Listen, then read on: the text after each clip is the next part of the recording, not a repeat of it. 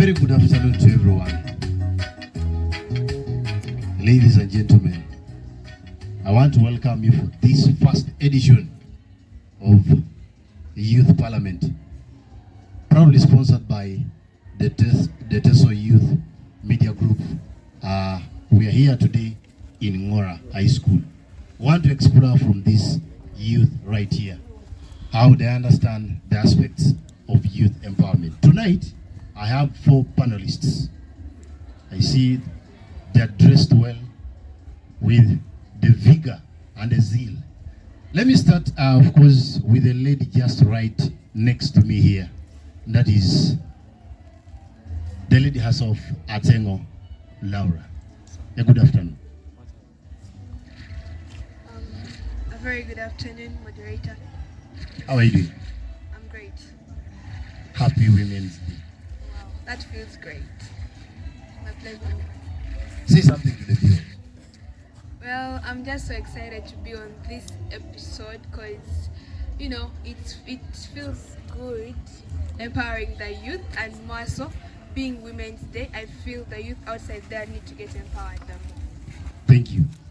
The next panelist who I have here is Mr. Coley Aaron himself. You're welcome for the show. Oh, thank you so much. It's my pleasure being with you, and pleasure being actually people outside there who listen to me. My name is Coley Aaron, moderator, and I'm a student of Senior 5 Arts from Mora High School. That's nice. Thank you. The next panelist who I have here is Metro Rebecca. Nice seeing you once more. Likewise. The last time I saw you, I guess we were either in Amuria or something of the kind. But it's a pleasure meeting you again today. Yeah, you too. Happy Women's Day. Thank you so much. Are you truly a woman? I am. You deserve the wishes. A lot. Say something to the viewers. Well, hello everybody. I'm Metro Rebecca Patience. Happy Women's Day to all the women. Like every female out there deserves this. Like so much credit for it. Yes. Yeah. Thank you. The last panelist we have the other side is Ashiano Patience Paya. Nice meeting you. Nice meeting you too. She's a lady of vigor. Happy Women's Day. Thank you so much. How do you feel the place?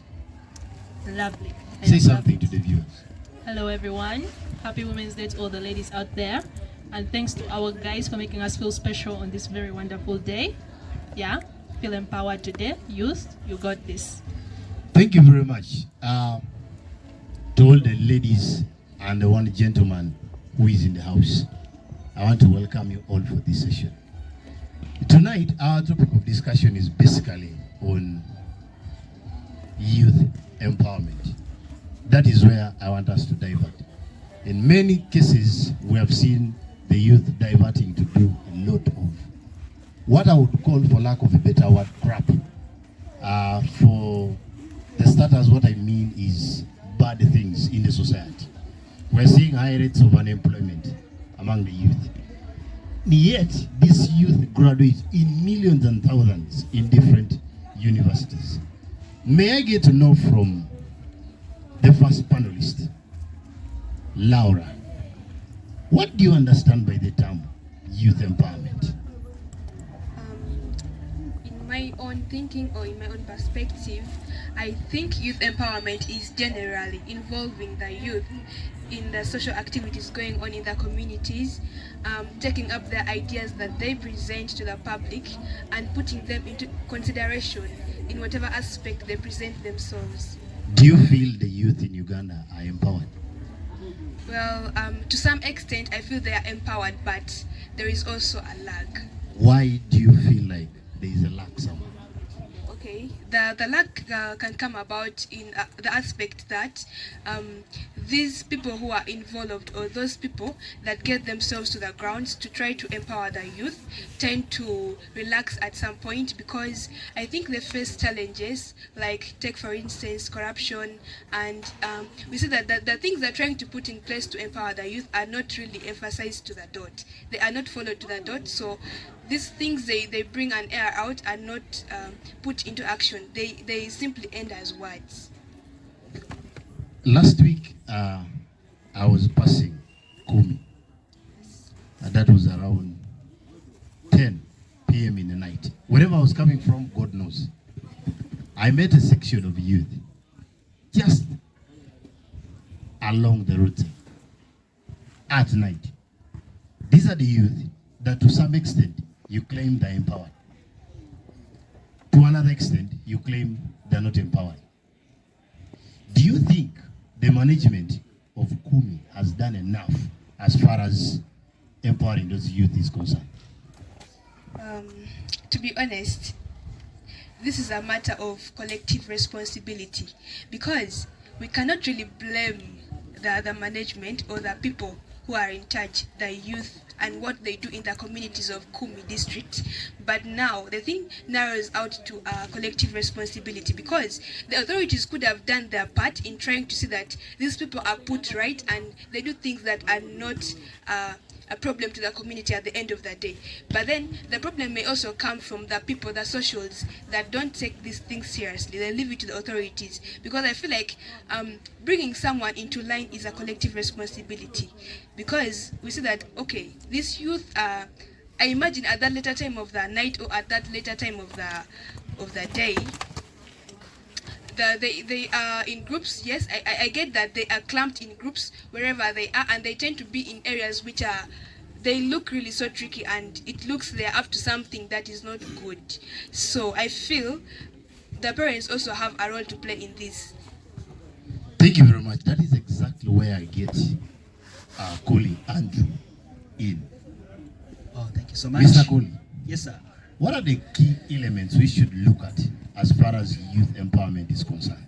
Okay, it's so nice actually speaking to the media and probably speaking to the whole house, the August house speaking, listening to me. First of all, if we could kindly come down and understand the term youth empowerment, it would actually work better. Because when you look at the youth, probably the youth, these are people who are aged starting from 18 years and above towards. So that is exactly the youth. So when you speak of youth empowerment, it's just a process of engaging these people who are 18 years and above into these activities. Just engaging them in these activities that actually can result something yield and fruitful to the community. That's all I can say as youth empowerment. So with youth, we can empower them through taking them such as career guidance. We can take them in career guidance. We can also take them into institutional trainings. We can train them a lot, come to the media and come to the people outside there, and we engage these youth into very many things so we can boost up their social and political, actually we improve on their social and political being. That's all we can say, bro. Talking about politics, Yeah. we all know right now there is an ongoing by-election in Kawempe Yes, it's true. North to replace the late Honorable Muhammad Tejirinya. Yeah. I was watching the news on NBS last week. I saw one student from a certain university. The name of the university skips my mind, and for security reasons I'll not mention the name of the Yeah, student. it's true. He claimed he was asked a lot of money by the Electoral Commission to be nominated. And this is a student, and we categorically know that the people who are always in the universities are people aged between the years of 20 to about 35. Yes, true. Just to be categorically clear. Do you feel the Electoral Commission did something good as far as handling the matter of that particular youth, as you claim that the youth are 18 onwards? And this one, by the mere look of things, he looked to be a student of about 26 to 27 years. Oh my God. Okay, the matter of fact is that the youth can actually, as you've spoken, right?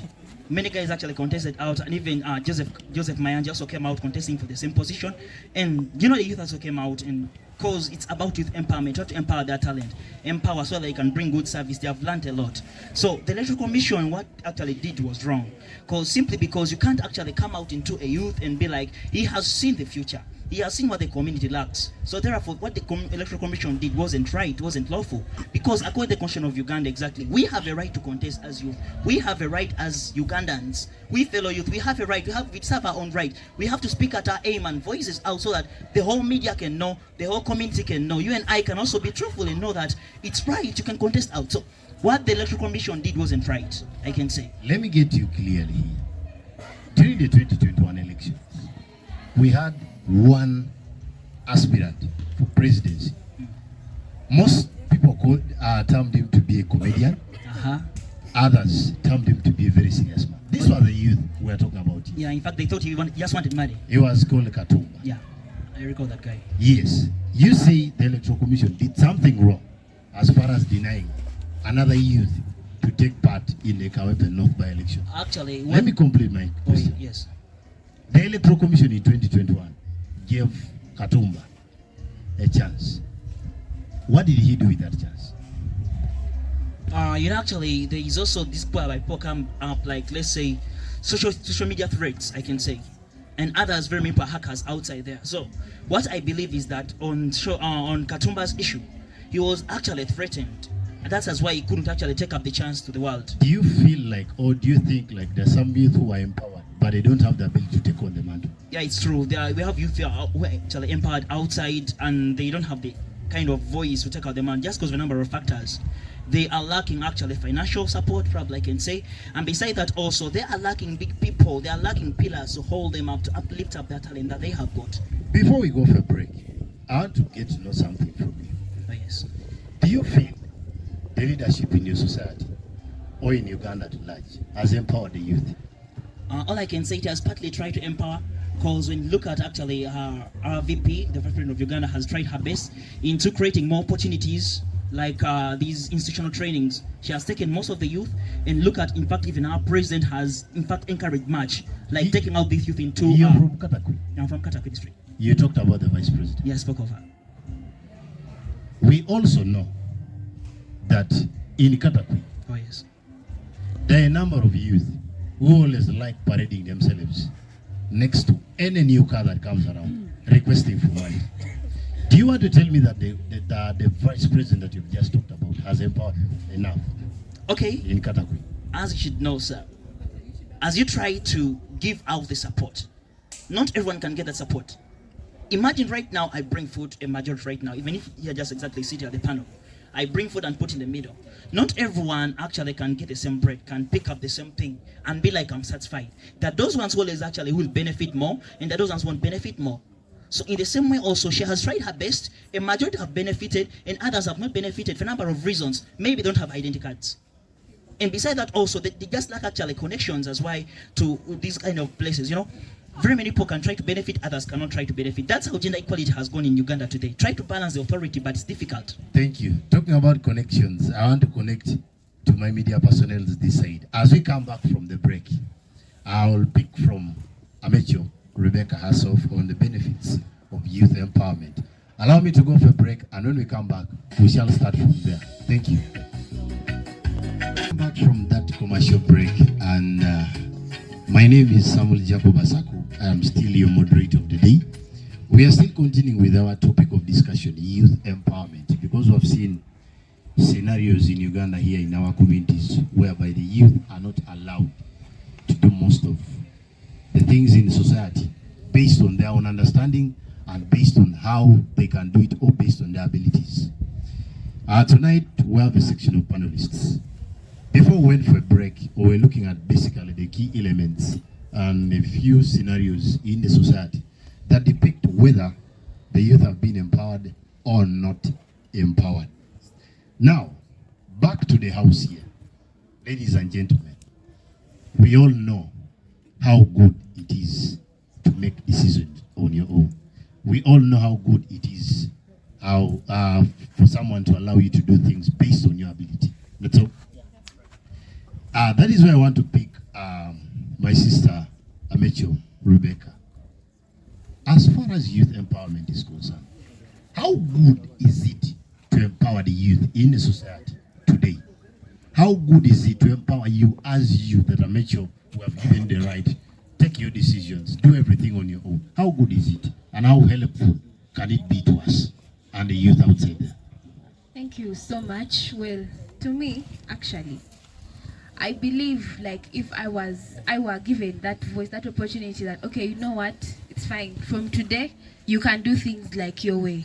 Because most times you find that we are in a scenario whereby you can't do this because either your family is not going to cut it as a right thing or people are going to say this and that. But take it in a scenario where right now we are having youth which have gathered themselves in small groups, whereby you said you were in Katafi last week, right? Yes. You were almost ambushed. Let me say you are almost slaughtered, right? Yeah. But for the records, I was not attacked. You're not attacked. But I've always seen But the scenarios. you've always seen, right? Yes. Now, for me, I believe most of those guys who are doing that. Remember, right now we have a situation whereby that there is retirement, right? The big people who are in offices do not want to leave their jobs. Imagine all those people who are there. 1,000 people have graduated. Okay. All of them are struggling to look for jobs. I mean, you go through school, you struggle, they tell you work hard, yes, you pass, you get that scholarship, but guess what? You come back and sit home. You who has passed with a first class, a second class, I don't know, campus things, yes. You end up staying at home with a person who hasn't done so well in campus, simply because you go to an office to apply. The big posts which are supposed to be left vacant for other people to occupy, the big people in power do not want to leave these posts. So I believe if the youth are given an opportunity to take up their shot, they will also have a chance to at least make sure that these old people also leave space for them. Let me get you right there. Do you want to tell us that the fact that the old people have refused to leave some of these offices for the youth, do you feel like the youth have been cheated in Uganda here? Yes, I do. Because you at school, we are told you should work hard and be employers, not employees. But you cannot tell me that people who are being employed and getting very good salary under the government or in private institutions are suffering. It is just that we have failed to make space. The government cannot create more jobs when actually the government can't create more jobs when even if the jobs they're creating right now are just going to be occupied by the big people. You'll be here, you work hard, you pass very well. Who are these big people you're talking about? Let me talk about ministers. Ministers, CEOs, managers, more so in government founded like institutions like this. Don't you feel the government should just empower the youth as far as skills are concerned and make the youth to divert their attention from seeking for these white-collar jobs in offices? Don't you think the government should just empower people? That's where I want to pick my sister Patience Paya from, because I saw her seriously nodding her head and saying no. Don't you think the government should just empower the youth to create their own jobs and leave issues of offices alone? No. Why? Because then we shall stay stagnant. You see, the white-collar jobs are occupied by old minds that have seen the old and stay in the old. We need it to be occupied by the youth so they can create change. If, for example, right now, you're given to be the second Deputy Prime Minister of Uganda to replace Honorable, I should say, Honorable Moses Ali, do you feel you can take up that position of being the second Deputy Prime Minister? Yes. You feel you can replace Moses Ali? Yes. It's okay. There's no problem. No, let me explain this, right? People question me right now because I've not been given the chance to do it. But if you're given a chance, will you take it up? I would take it up because the thing about this job is that you can't exactly go prepared. You either learn while you're there or you crash. So you're trying to tell us that the government should give the youth an opportunity so that they learn in the process? Exactly, because without learning, there is no change. That means without change, there is no growing. Can I get something from you clear here? Well, there is a trend nowadays of the very many organizations that have been established. We are talking about youth empowerment here. And when we talk about the youth, we consider both male and Female. But I see nowadays most of the organizations that are being formed are mainly focused on women. Don't you see like we are transiting from youth empowerment to women emancipation? Don't you see it in that format? What I see in this is that we have lost balance in the two. You see, youth empowerment is important and woman emancipation is also important. But now because of the people that are still there, when the time they entered office, it was the main topic of the day was woman empowerment, right? You're a woman. Yes, I am a woman. I know this. I have been taught this from the time I was a child and I could understand the word emancipation. If, for example, you sent out to the community there that please choose one of the two things. Either go and empower the women or go and empower the youth. And when we talk about the youth, we're talking about male and female. Then you go to a society and then you find that where they sent you to empower the youth, it's only the men who have appeared. Would you take up that slot? Yes. Why? Because you can't empower the women and leave aside the men. We grow together when we work together. Women always have this narrative. Because it's Women's Day, that's why I've locked the question to women. That what a man can do, a woman can do as well.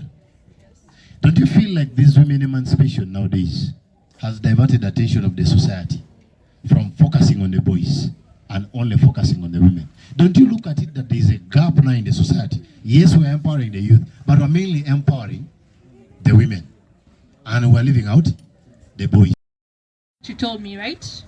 I want to believe that if you're not still a youth right now, you are very recently a youth. And you notice this very clearly because you were among us, right?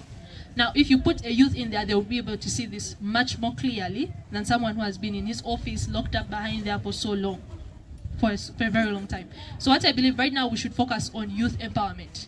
We have now reached the level whereby women are now heard well enough that now we should focus on both. Because now, at this point, the guys are being left behind. That is the truth.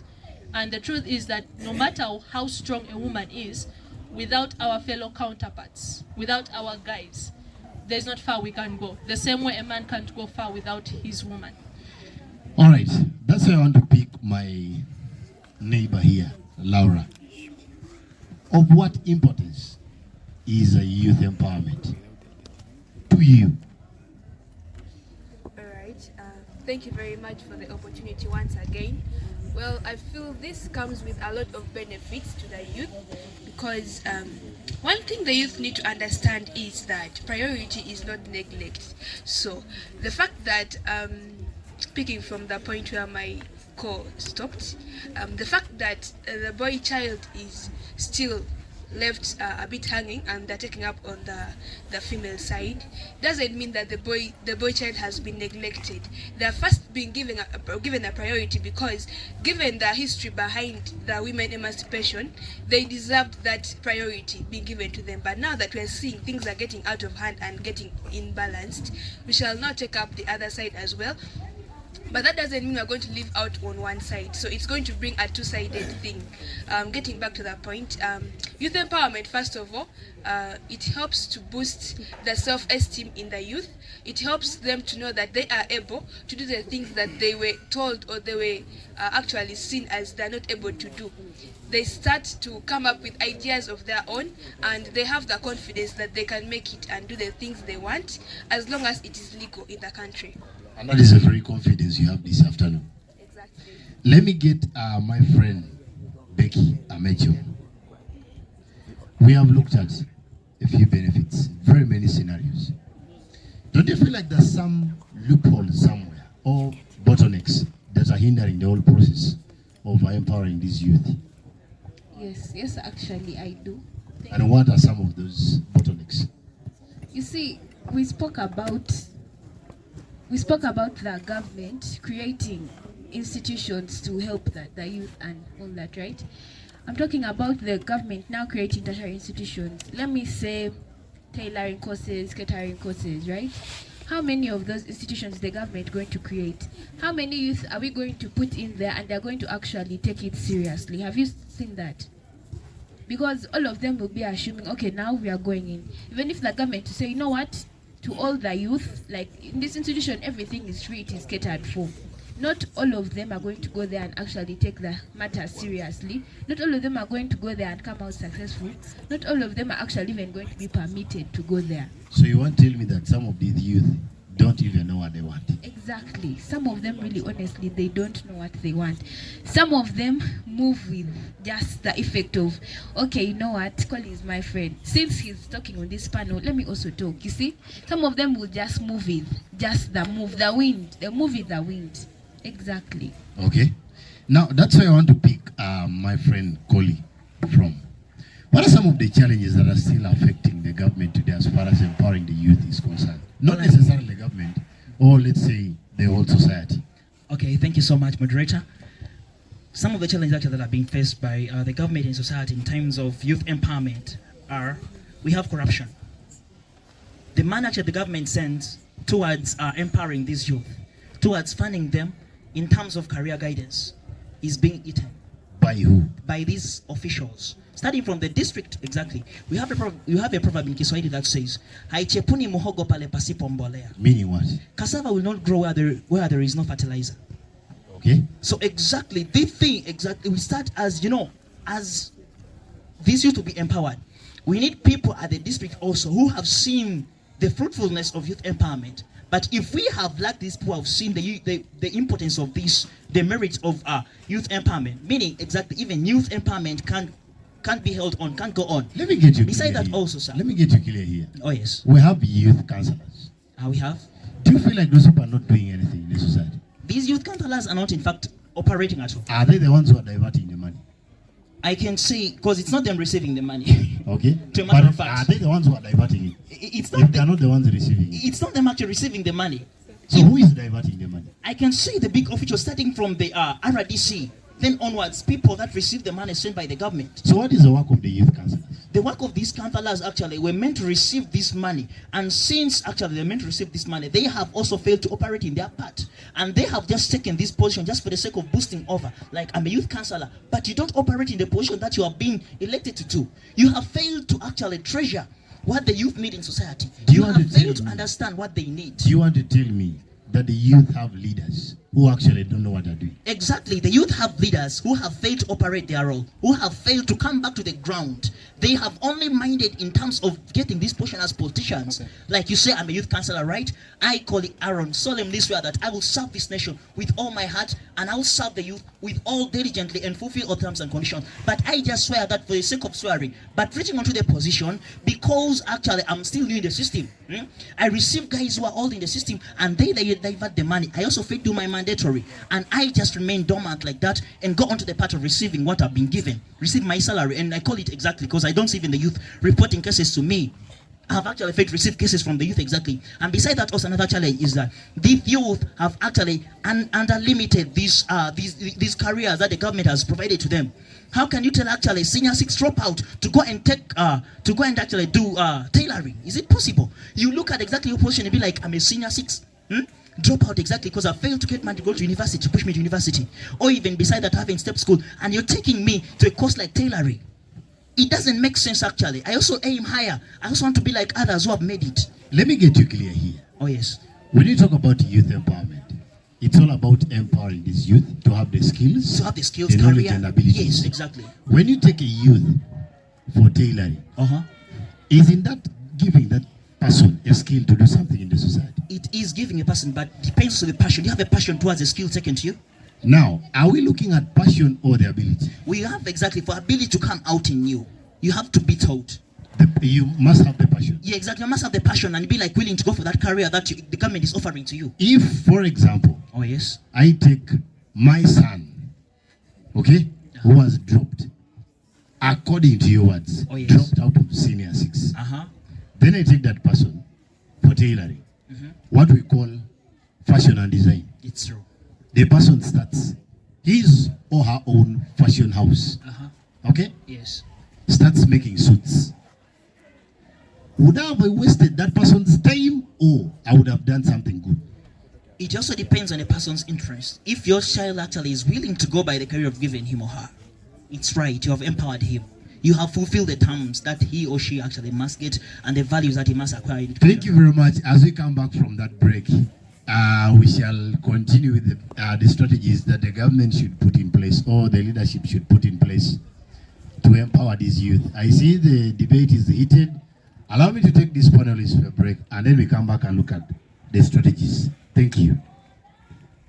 Welcome back from that break. As Lagedive says, it takes 1 million people to build a strong reputation, or it takes 1 million people to empower the youth, but it takes only one stupid fool to spoil everyone in the society. When we left for break, we had left the house heated, and we're basically looking at the problem of the youth, and then we shall later on dive into the strategies.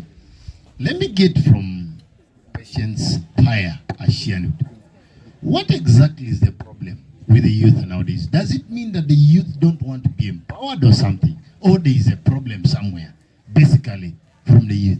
Let me get your point of view. Thank you so much for this opportunity. Well, your question was very direct. Is it the youth or is it something else? Sure. I believe it's both. Let me start from the youth I start from before the we youth. go to the however part. Okay, starting from the youth, this is the very sad truth about the youth of today. It's that we have gotten so used to receiving everything of a silver platter that we have lost drive, we have lost vision, we have lost passion. We're so used to seeing everything like it's a straight way. We are not used to going through the hurdles. We're not used to trying out new routes or new ways. What I know is like if I go to school, I'm going to finish my P7, senior 4, senior 6, then I go to university and study medicine for 5 years, right? I expect that after that I'm supposed to get a job. They don't think like maybe I should try something else before I get this job. Maybe let me try this new route. Talking about trying a new route. Talking about trying a new route. That's all.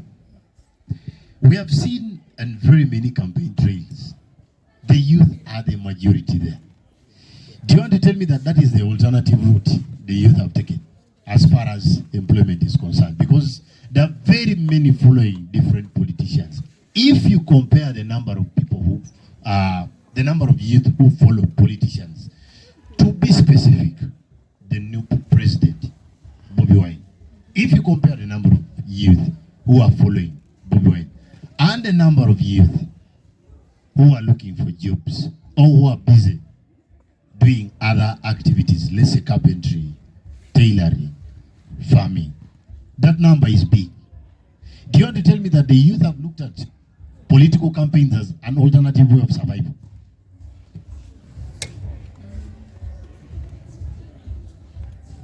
I'd say no. I'd say that most of these youth who are following our new president, very sorry to say this to you youth, is that you're expecting him to give you the jobs. You're not actually trying something else. You're just looking for another shortcut to an easy way of life. Now, the people who are doing it the right way are the ones who are actually trying out new jobs like carpentry. I mean, I have a diploma, but I'm trying out carpentry because it could get me the money that I need. Thank you. Let me get from Amecho, Becky. Yesterday, for the records, it was on Friday. There was a lot of fracas in Soroti. I understand you're from Soroti. Yes, I am. There's this school called Josan. Yes. I hope you know what happened in that school. Yeah, I heard. Yesterday, on Friday, for the records, there was a fracas in Soroti, whereby a majority of the people went to that school and actually attempted to burn it down. But when I looked at the pictures provided by the media, the majority of the people who were running at the forefront were actually the youth. Do you want to tell me that there is somebody misleading the youth nowadays, or it is the youth themselves who are misleading themselves?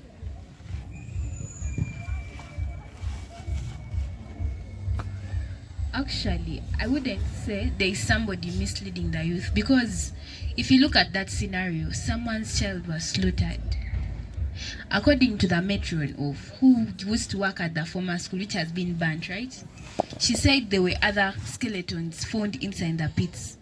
Here the youth now following different people to go and burn the school. Do you feel like the youth were misled to go into mob justice, or there is something that is making this youth to opt for mob justice instead of something creative?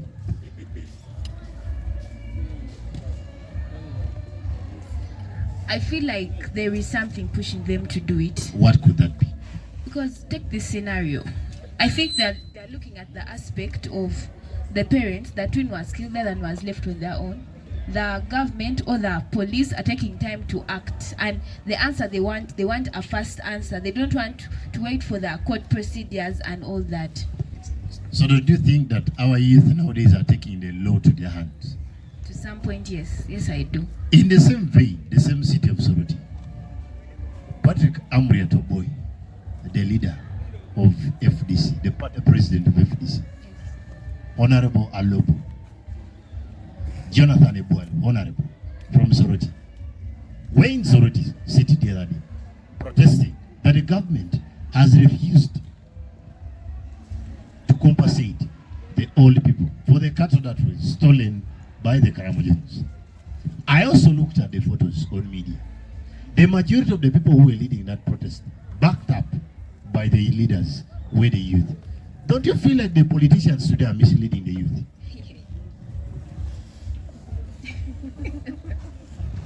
Okay, yes. It's true. I will not say. That is why I go back to the point of influence. The youth nowadays, their mindset is based on influence. I mean, it is also, I do not want to speak against, because I'm also a youth, right? But I cannot also say that those youth were not paid money to support those guys. They decided to do it on their own. No. I'm trying to say it is possible they were bribed. It's not difficult for politicians these days, like it's a fact, for them to collect you and pay you money to do something. So you want to tell me that nowadays the politicians we have are actually bribing our youth who are supposed to be doing something productive? They are bribing them to do chaos in the society. Is that what they're trying to tell us? Yes. Because if you look at it right now, the population of the adults, okay, like of the old men to the youth right now, the youth numbers are more. That's why you see even during campaign times, most people who are cheering and looking for votes are the youth, because our numbers are more. And remember, it's like when you want something to happen, right? You need to go in, like they look at the major number, not the minor number. The minors are never considered that much. That is where I want to pick a colleague from. What do you think should be done by either the government or the society as far as empowering the youth is concerned? We have looked at the problems. What do you think should be done to empower this youth today? Thank you so much, moderator. And the media outside there, what the government can do actually to empower this youth is that let the government calm down. Let the government calm down. I'm sorry to mention this point, it's going to hurt people outside there, but let government calm down and actually talk to the youth properly. Because right now, if we trying to speak up, like the youth have tried to raise up their ideas, and it has been too hard to them. That's why the government has brought the new curriculum. Which government are you talking about that should I'm calm speaking down? the government. Do you expect the president to calm down and talk to the youth? Or Not exactly. These ministers should come down on board. Should come and talk these social media handles. Should come down and look for strategies of how to help this youth. Otherwise, the youth are perishing. The degree that the youth we're having is deteriorating. Because a number of challenges, the youth are facing a number of challenges. The government has tried its best bring up the new curriculum to kindly help the youth who are studying, so that by the end of the education, they can go back with some generative skill at home. Other than just sitting home, you can do some bricklaying. You can do other things at home. But the reality is that we have got a mentality. Let the government calm down and not deceive the youth and be like, the reality is that according to the population that you have in Uganda today, the population has gone high. And for that reason, the job opportunities have also deteriorated. So the reality is that let the youth actually try their best to be self-employed other than aiming at these government or government posts. For that reason, actually, maybe the youth can calm down. Because when you look at this guy here, this four-party president of NOPE has actually raised up these fellow youth and is giving them much of the aim, promising them like when he gets into power, you give them positions. And that's why most of the youth are facing exactly, they're aiming at him. They are all eyeing at him, not eyeing at the government, not eyeing at some of the things that can develop themselves. So if the government could come down on board and be like, the youth, dear youth, the reality is that we have lacked jobs. To be open and to be frank, we have lacked job opportunities for you. But try your best, look for something to do for survival. For all these heroes do not come from anywhere, they come within. So try your best as we are still looking for more opportunities on how to create new jobs. You're talking about governance and the government. Yeah. The People's Republic of China has about 1.6 billion people. We are talking billions here. Yes, sir. Not millions. Yes, moderator. That government has managed to employ her people for the records. Okay? That's exactly where I want to pick my friend Laura. Don't you feel like there are other options or alternatives or other solutions or other strategies that we should put in place, not necessarily focusing on only the government? I see that the one thing that is making Ugandans to lag behind is that they look at government as their god. Because the moment you start looking at a body that is controlling the country, has a lot of things to do to run the country as your source of energy, that is already a fail. So this thing is going to work out if people sit down at their own level. Let's get to the drawing board. I believe that the fact that you are living and that you are still alive and breathing shows that you're doing something to keep living. So you cannot claim you don't have anything at all for your survival or to sustain yourself. I believe everybody has this ability to generate some a bit of money or something they can do to sustain their lives. So I would wish the youth outside there to take that. The small money that you have, you can sit down, form small groups in your societies and communities, start up a business, and then it is from that point that the government can recognize your organizations and then come in and support you. But this thing of waiting for things from zero level can never help you. Even God says, I will bless the works of your hands. Exactly. Meaning you must do something. And Definitely. then he takes over from there. Exactly. That is where I want to pick Patience Paya Asianet from. Don't you feel like, according to you, something has to be done in your society as far as empowering this youth is concerned? Our time is catching up with us, but I want to get your opinion as far as that is concerned. I feel like what we should do is we should get off our backs and do something for ourselves. The government is us. The people is the government. So until we realize that we are the ones that can change our lives and change the transition, the trajectory of our country, there's nowhere we're going to get to. So let us get off our backs, let's get off those phones, unless you're doing something online to get money. Let's go out there and do something for ourselves, do something for our country. That's the only way we shall go forward and the only way we shall change what is going on today. Thank you. In Soroti, we have very many people who are so creative. For example, Okoit, Loa Anyi, that is how he calls himself, has a forum that empowers youth in Soroti. Benedict Ochin, who happens to be a student in Ngora High School, has a forum. For the records, he will correct me in case I go wrong. It's the way I try to understand him. The last time I met him, it's all about TESO Youth Empowerment Forum, something of the kind. I said he will correct me in case I go wrong. That is when I meet him the next time. Don't you feel like we should create more of this? First of all, I'd like to thank those two youth for doing this. That is very creative and very outstanding of you. Thank you very much for developing our society. And I believe they have taken the right trajectory. They have done the right thing. If we could do a lot more of this, you see, what they did is they did not wait for opportunity to find them. They went out and they took the opportunity.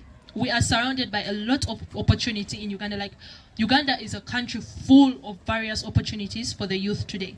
But the problem is we are not going out for it. We're letting it slip us by.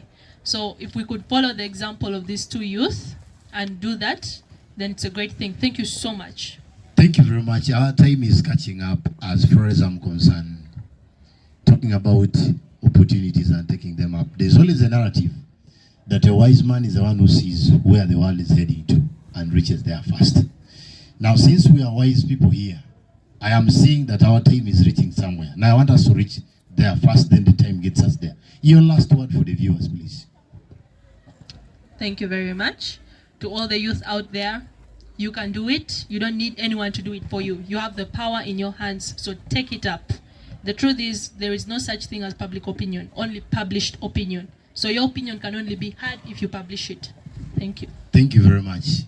My sister, Amecho Becky, the one who comes from Soroti, where the youth do a lot of good and bad, you know. I hear good and bad. What is your last message for the youth of Soroti out there? Okay, my last message to my fellow Sorotians, if I'm to call them, is that, okay, you have a choice to either get off your lazy butts and do something or sit, because if you don't want to do something, if you're in school, you're studying, you don't want to do something, if you don't want to work hard and either be a lawyer or be a doctor, we still need people to have issues, and you need lawyers to fix them for you. So you can sit at home and help people who have jobs to continue surviving. You fall sick, go to hospital, get treated, that doctor will get the money from you. So it's now your choice. It's on you to decide that you do not want to suffer and actually work. Thank you. The only man from where the vice president comes from, where the majority of the youth still disturb people along the road. Yeah, it's true. Your last word for those people outside there. Okay, thank you so much, moderator, and people who listen to me out there. All I can say is that it's a choice. You have the potential, you have the capability. Do not stay home, fold up your hands, wake up early in the morning and start stoning people or start stealing things, and in aim you be like the government is not helping you. No, the government is helping you a lot. All I can say is that don't aim at the government. Please, when you wake up early in the morning, try to do something that is so productive. Try your best at least to earn a living. Do not aim at only looking at small things. Have dreams that actually you can achieve in a simple while. You can start the piggery projects. You can start the fishing projects. You can start very many projects exactly. And beside that also, be patriotic. Love your country, love your nation. And that's another way we can achieve democracy in Uganda. Thank you so much for God and my country. Talking about democracy, I want to be so democratic and give Tengo Laura to tell us something that she can tell the people the other side of either Kalaki or somewhere. You know, today I had a panel of people from different vicinities. It's all about unity and diversity. Your last message for them, please. I'm so grateful for this last opportunity once again. One thing I need you people out there to know, the youth in particular, is that there is this wise saying that if you judge a fish by its inability to climb a tree, it will live all its life living and thinking that it is a fool or it's stupid. So the moment you lower yourself and think that you are never able to do anything in your life or good for yourself, trust me, you will never do it. So just have that good self-esteem. Think big and dream big. You will achieve big. Thank you. Thank you very much. I want to say thank you very much, ladies and gentlemen, for coming. And to our viewers outside there, it has been a nice session. And all I want to say is this: it's good to empower the youth. It boosts their self-esteem. It makes them to be activists for what is good and advocates for their rights, and gives them the ability to take up the mantle, to discover their potentials inside them. Yes, there are so many strategies we have laid on paper. How I wish that the leadership outside there and the youth outside there take up that mantle. To the youth out there, I want you to wake up in the morning, look at yourself in the mirror, ask yourself one question: what am I adding to myself? Am I adding something or am I removing something for myself? You answer that question. It has been me, your moderator, Samuel Jacob Asako. I teach the past, present, and future matters. Whoever's understood outside there, shout out to everybody. I want to thank the media personality, Smart J and his comrade, the man behind the cameras, John Buffon himself, Ken himself the other side, Benedict Rochin, and Professor Okedi. Subscribe, share, and like us. Until we meet again next time. Asante.